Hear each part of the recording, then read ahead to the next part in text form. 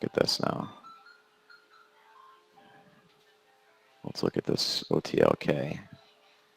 I see what you're up to. All right, I see some big volume coming in on the surging volume scanner. This wash to 206 was pretty nice. I'm looking for, let's see, what do we got on the clock? Man, we're so new into this 5-minute candle, guys. It does kind of stink, but if you look at the 1-minute price action, there's a lot of smacking the ask. This is a scalpers type play where look for this to flag on a 1-minute and then break the flag and then hit 250 and then possibly reject the 250. So there is a potential trade here if you do have the skill set with the hotkeys. I'm seeing that reject right there, retesting VWAP. CODX, I'm watching the 1-minute. At this point, I'm watching the 1-minute and 5-minute charts of OTLK, and wow, SFET got some volume coming in too.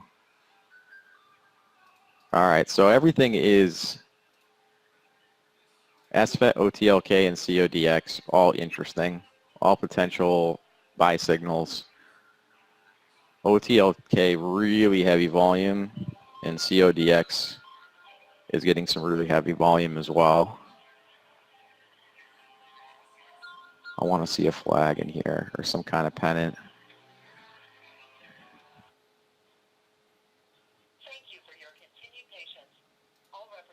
All right, let's see.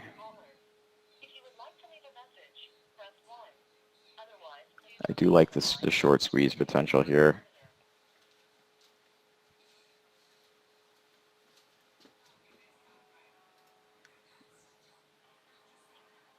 All right, it's moving, kind of almost paused for a second. So we got, all right, they're walking the ask up. This does look like a flag situation. So what do we got on the clock? 15 seconds to close.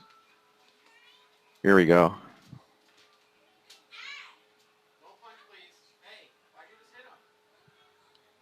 There we go. All right, so there are going to be some bears, sellers potentially in that 247. That was a nice little move, but this thing is squeezing. Remember the short squeeze situation, guys. Do not forget about that. That is a very big potential for this thing to potentially squeeze higher.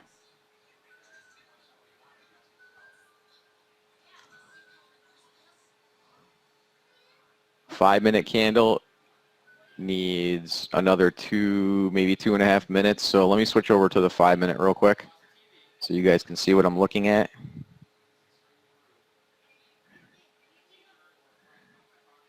All right, so this 5-minute candle closing outside of this angular resistance and this type of volume shows me that we have a really good potential to short squeeze.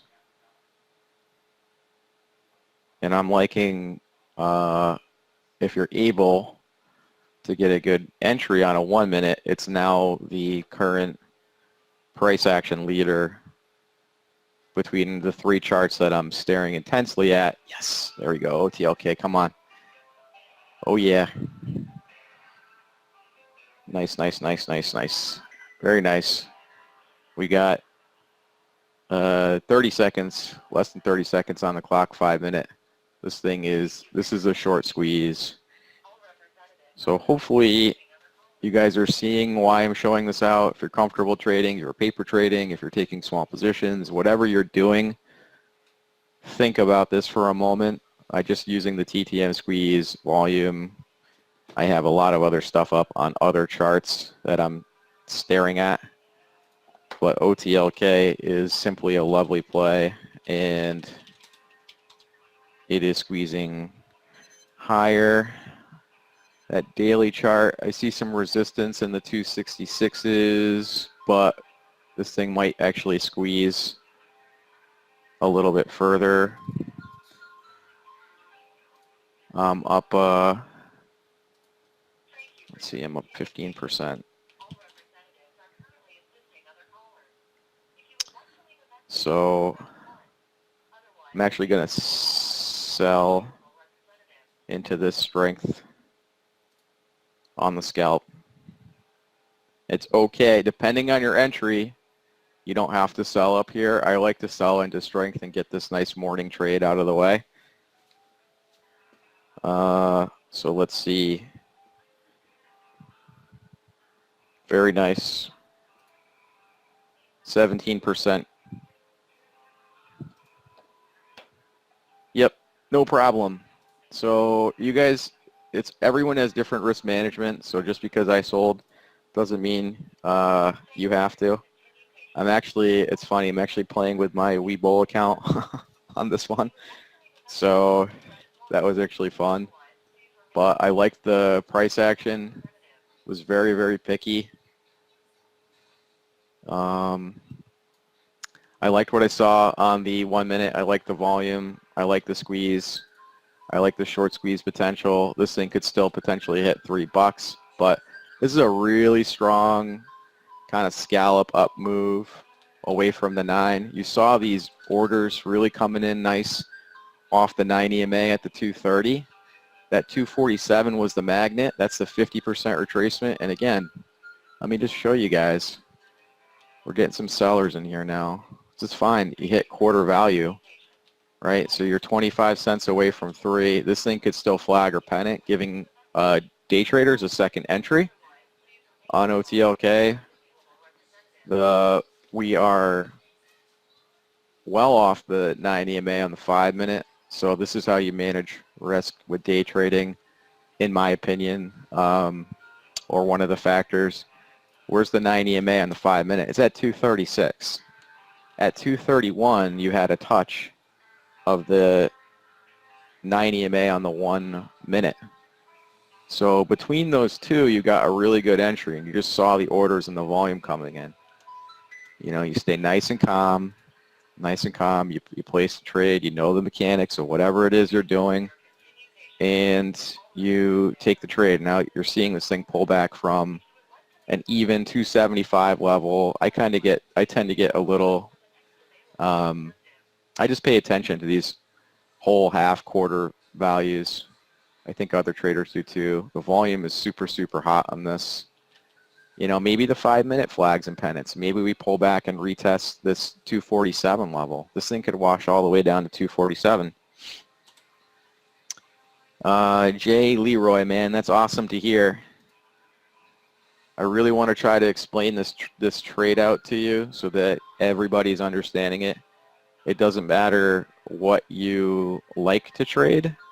You might like to trade stocks that are higher than a certain price, like maybe you like stocks over $10. I'm trying to cover a lot of stuff sub $10 because a lot of our traders are newbies. Now here's something you newbies need to know, beginners need to know, that penny stocks are among the hardest to trade.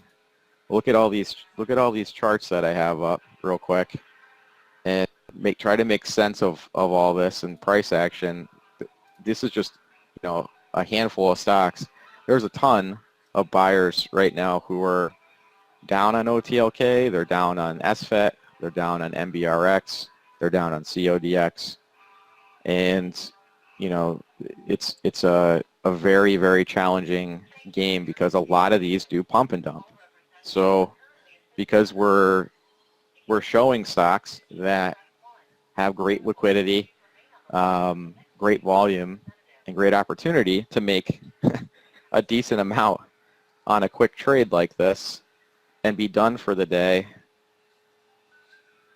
you're playing kind of a more high risk, high stakes game. So when you compare it to something like eBay or something with a much larger market cap and higher float, it's going to be a completely different story.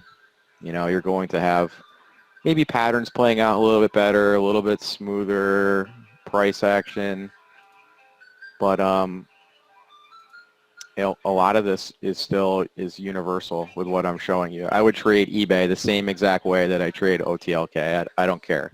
I'm doing the same exact thing over and over and over again with my trading repetition. So you can see right here, we're starting to see the volume drop off, which is good. You know, we shouldn't see increasing selling volume as we approach. We have a bit of a volume trend right now. And actually, I should add my on-balance volume chart. Let me switch gears over to, good job guys on the Netflix. Man, OTLK, ooh, still squeezing. Look at that.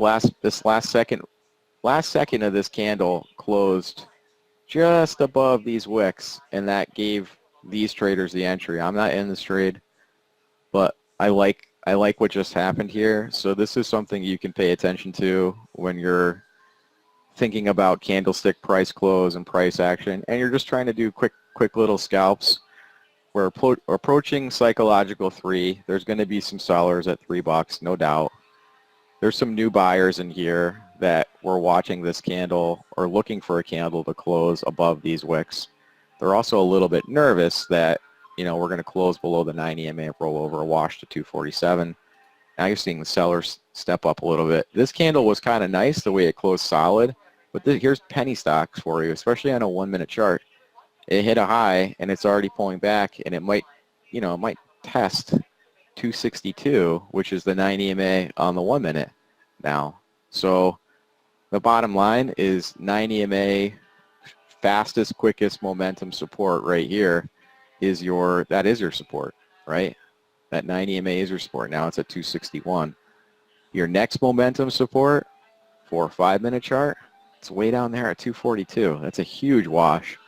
So these are not, this is a situation where you can get your hand caught in the cookie jar very easily with day trading in general, but day trading penny stocks especially.